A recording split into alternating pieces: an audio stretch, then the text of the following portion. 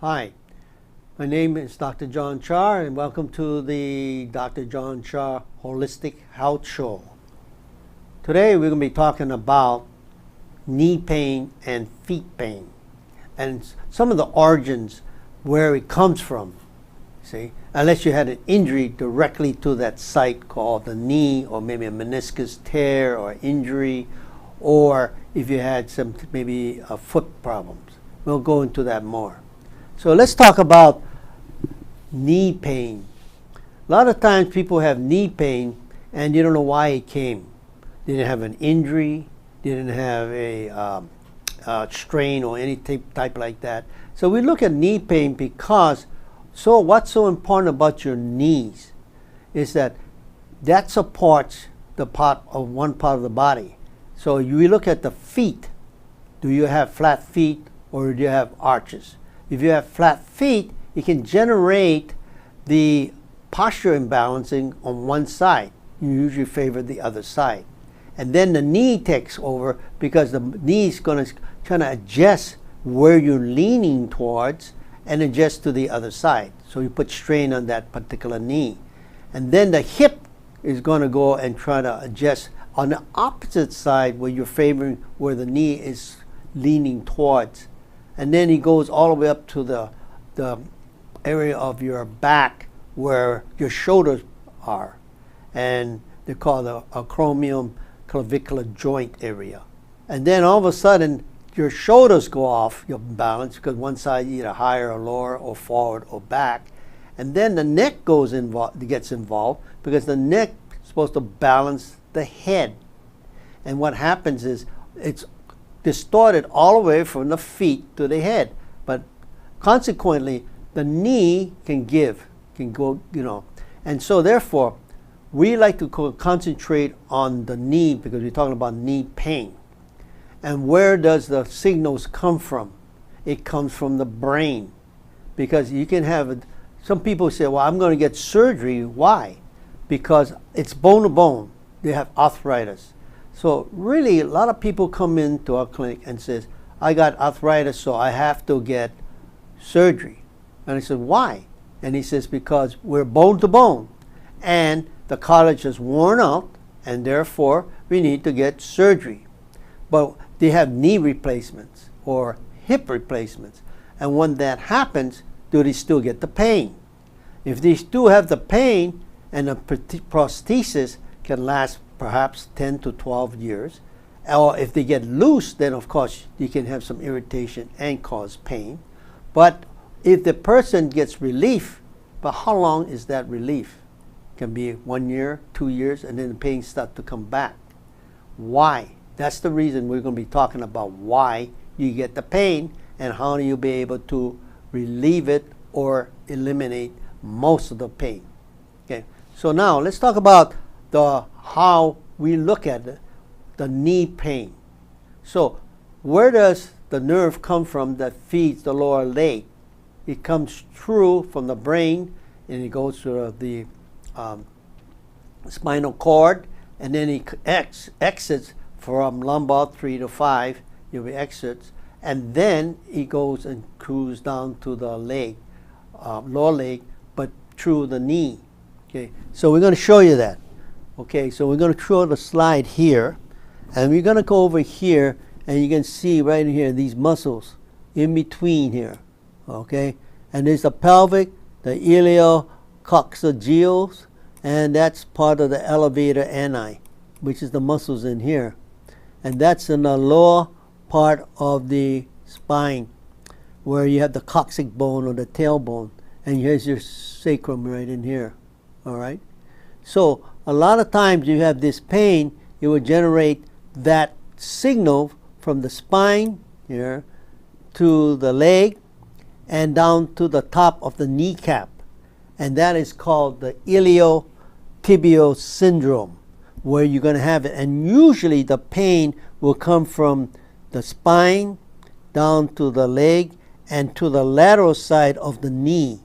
So you're going to get some butt pain, and then the pain goes down to the lateral part of the knee. So we look at the lateral, so lower back.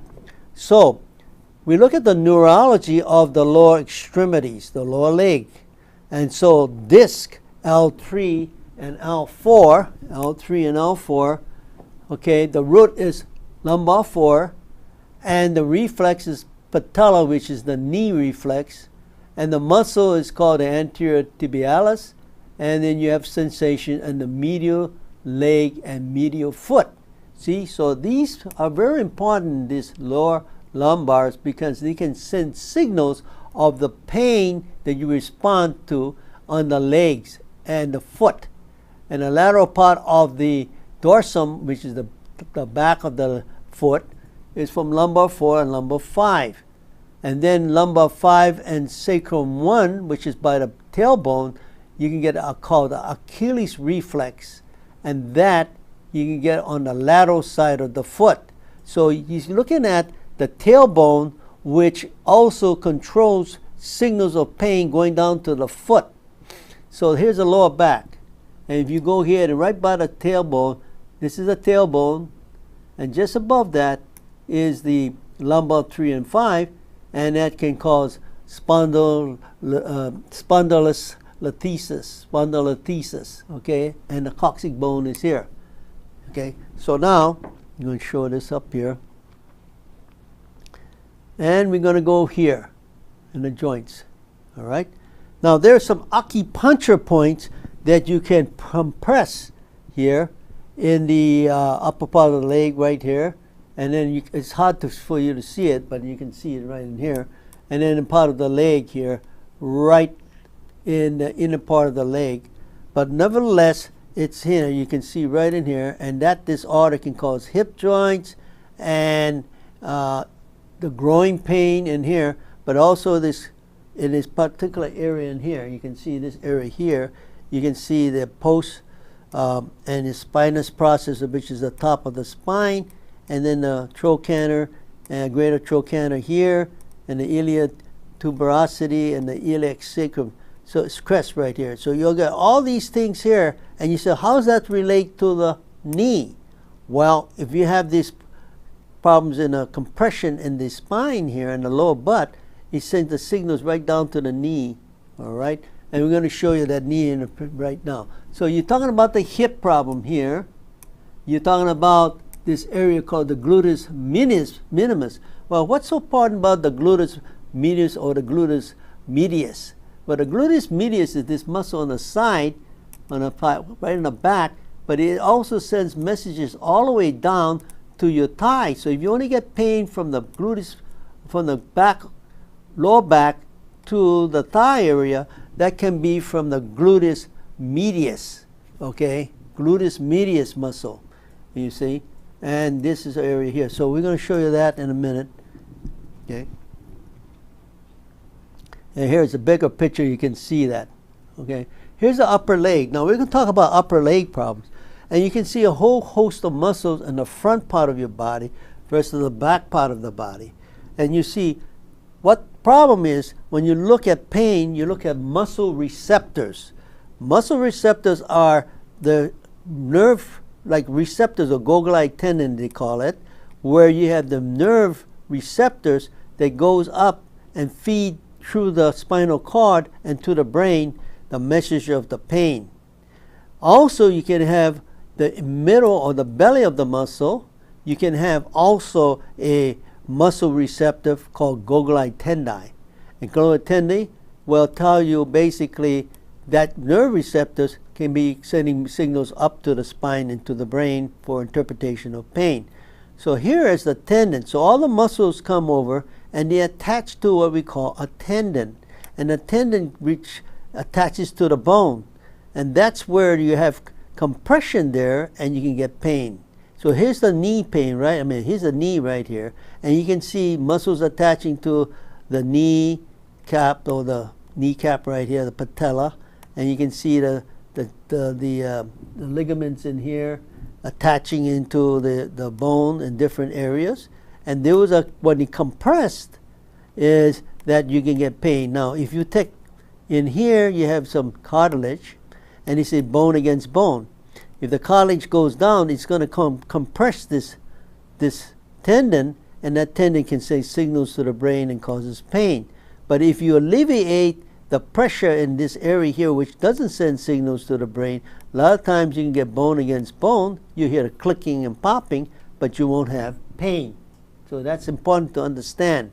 Same thing here. That's the back part of the leg, and you can see different muscles coming through, and you will end up, you see right here the ligaments, right in here, ligaments, and all those have muscle receptors which can create pain.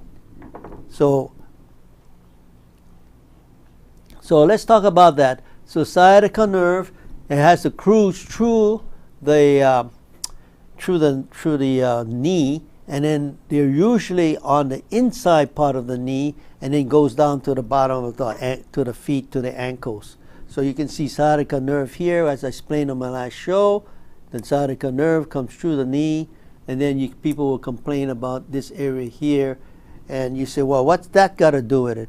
A lot of times that's where you have to start treatment and stimulate the nerve there, or the acupuncture point, and then it will give relief to the knee. Okay, as you can see right in this area here, then you can see the sciatica nerve. You got to go through the knee, and then what happens is it causes some reflex action, and the knee also is affected in this area here, right up here.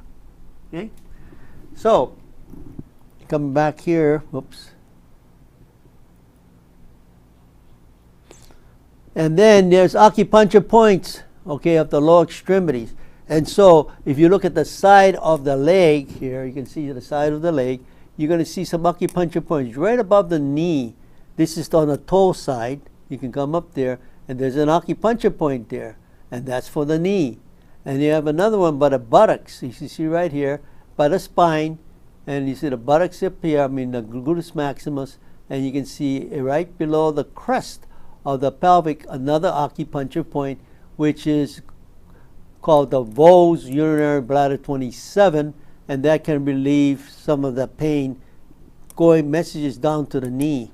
Okay, so going back again, I told you here's the lateral collateral ligament, and you can see right in here is the lateral ligament. And a lot of times in football or sports, they rupture this ligament, and of course they're finished for the season. Patella ligament coming down here, and you can see that there. Median collateral ligament is in here. So you can twist this, or you can cause somebody tackle you here, and you cause a rupture here, and your meniscus gets caught in this meniscus in this area here, the disc, and then what happens is you get injury, and your knee causes swelling, and of course you got pain. Okay, so now we're talking about the anterior portion of the knee. And if you can focus in this area here, you see the insertion of the tendon in the knee in blue. Okay, in this area you're going to see some blue areas here. This is some of the origin, which is the red, and there's blue spots, all these different blue spots here.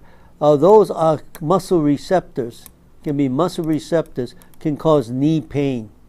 So when you go ahead and start to do some differential diagnosis, you can actually compress these areas, and patients say, oh, I got pain here, I got pain that part of the knee, I got pain on this part. And then what you can do is find out if there are insertions or these areas where you can see insertion of the tendons, and you can go ahead and energize it with, say, lasers, or you can do some things with ultrasound or things like that. And a lot of the different things will kind of relieve the pain in these areas here, because it will send messages to the brain, and then you have to work on the brain to have that memory relieved or reduced, so then you don't have repeated pain. Okay, and then so same things right here. You can see that patella, which is this is sort of an anatomy of your knee joint, and the patella, and you can see the side here where you have the ligaments attaching to it, and the meniscus. And so all these different areas, when you look at a knee, there's so many component parts to it, and you have to find out where the pain is, and where it's coming from. All right. And again, here's another picture of the different types of the pain. You can see right in here. If you look over here, you can zoom in here, and you can see right here, and you can see down this area here, and that blue area here is where you have these pain sites, right? And that's where you have to kind of focus in. If you put a area like a laser, and if it's big enough, you'll catch this areas here, but it won't energize it. However, you can get the pain back because you're still compressing this nerve when you're pressing down, when you're stepping on your feet, causing pressure there, and because you didn't get the signal removed in the brain. All right.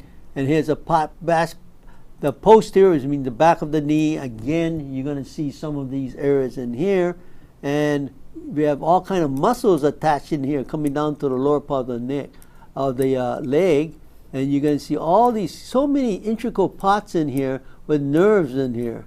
So the knee is kind of, it's not simple. It's not a simple area because you got so many muscles, tendons, nerves, blood vessels, veins, and so you have to understand what section you have, find out, and send the signals to the brain and have it removed. Okay, and then here's the middle part of the knee, and it's called the middle meniscus right in here. Middle means inside meniscus. You can see that medial part of the knee, and you get your fingers here, and you can see that joint in here. That's the middle inside part of the knee here. See the inside part of the knee right in here. And you can see that inside part of the knee. All right, and so understand that, and we're going through this, and then it's the lateral part of the knee, as you see outside the lateral side of the knee, and then the pain. Now that's the lower leg. So now, as you get the knee, what happens to the knee? It can send the messages beyond the knee down to what we call the lower portion of the leg. Okay, these muscles start getting tired, called the gastrocnemius, the soleus muscles, and all these muscles coming in here. And guess what? When this nerve comes down and you're causing it to be fatigued, what happens? It extends right to the top of the foot. See, metatarsus, called the foot. And then if you have a compression in any part of this nerve here, and it sends the signals down here, this here will get numb or in pain because you get fatigue in this areas here. So you start to get symptoms on the top of the feet. But there's also another part that you have to understand, that there's also a heel problem. So if you have this problem on the back part of your muscles of your lower leg, you can have the Achilles tendons right on the heel, and that they can called heel spurs or calcaneus spurs, and you have pain when you step on your heel, and it will send messages all the way down to the ball of the foot, and that they call it plantar fasciitis. Okay, plantar fasciitis. And also you have this varicose veins can pop up, and these varicose veins can be very unsightly because it'll be engorgement or of the blood coming back, non-oxygenated blood, and you can use acupuncture points there to stimulate that, so then the varicose veins can help the varicose veins. But if you have a bad situation, very bad varicose veins, then it will try to give you energy, but it won't remove that. It won't cure it. So you have some acupuncture points here, and on the hand, which you can actually compress, and it's in the middle part of the hand.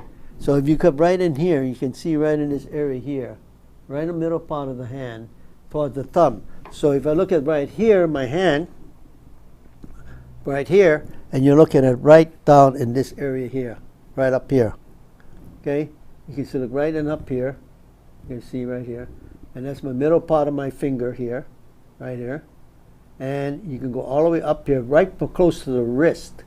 Okay, and it's on the thumb side. So here's the thumb side, and middle right here, and you compress here, and a lot of times you can get some relief, but that's for basically arteries. So if people with varicose veins, you can go and start pressing down here and see if they get some relief. if you get compression for varicose veins. All right, right in this area here.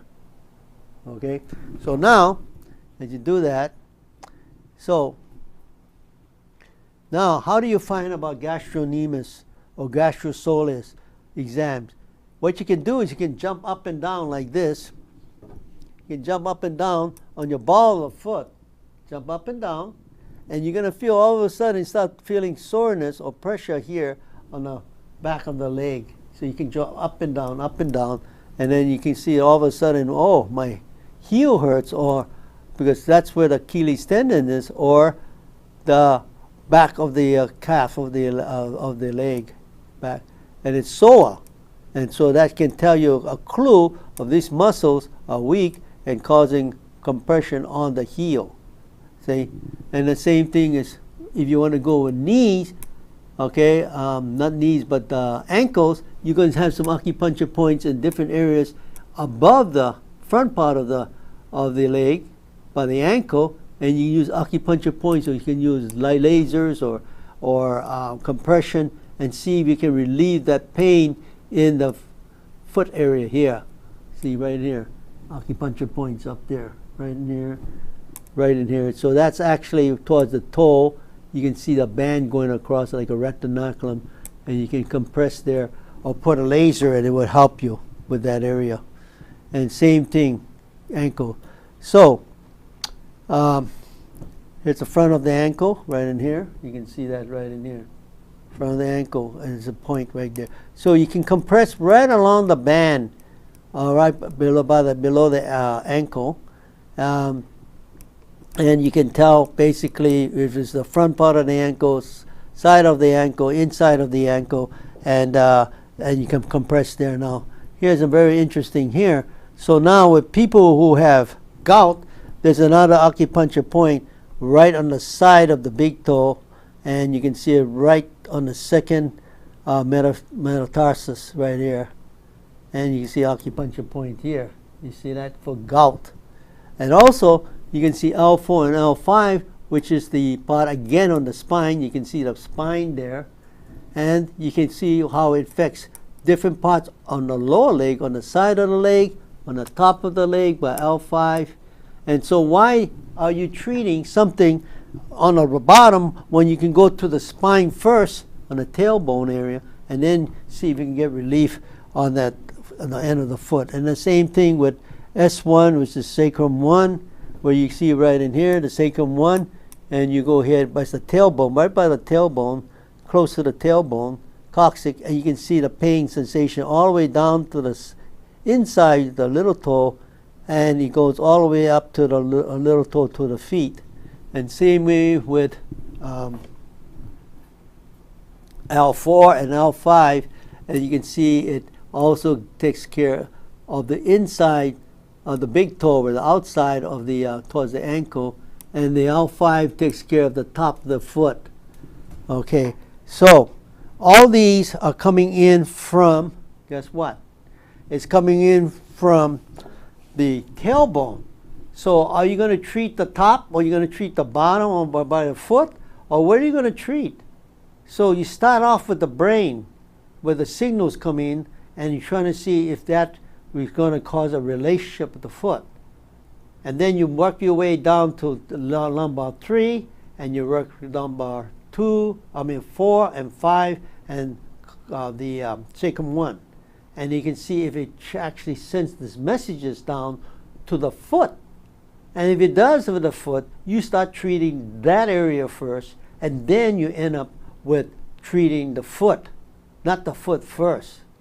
Okay, you understand? Because the signals are coming in from a source higher up, and you want to get any broken circuits that come in from the top, and then try to energize that, and then sends a message. All you have to do is compress that, put lasers on, or we have what we call IMRS, which has the pulse electromagnetic frequencies. You can pulse that there. It has a different kind of frequencies, like a square tooth or a sawtooth. Send the signals down there, then have them move the feet around, and it's the relief. If it is, then you start with that, and then you move your way down to the knee, and then to the foot if you're taking care of foot problems.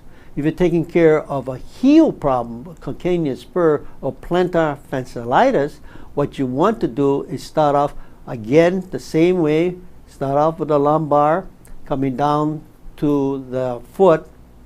The gastrocnemius is the back of the calf. Press in the middle of that hole, it's sore, and then it sends messages all the way down to the Achilles tendon, and then you see if you get relief. So all these are really important to understand where the source is. And once you find the source, you can relieve the pain rather quickly.